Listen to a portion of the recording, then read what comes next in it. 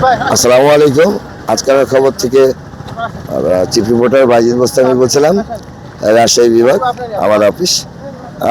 দর্শকবৃন্দ, আপনারা কিছুক্ষণ আগেও আমি একটা প্রতিবেদন করেছি, দেখেছেন আপনারা। দর্শকবৃন্দ, তেলের সংকট আসলে বাড়তে আছে।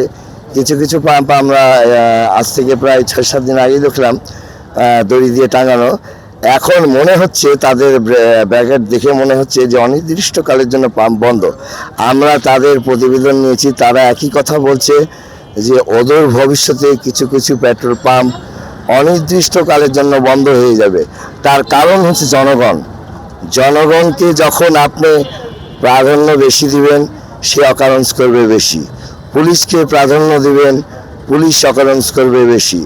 অতএব একটি সরকার কখনোই প্রতিটা ডিপার্টমেন্টের সততাভাবে কাজ করতে পারে না। তবুও যতটুকু নতুন সরকার 35 দিন 36 দিনের মাধ্যমে করেছে, আল্লাহর রহমতে ইনশাআল্লাহ এই সংকট মোকাবিলাতেও উনি কাটিয়ে উঠতে পারবেন।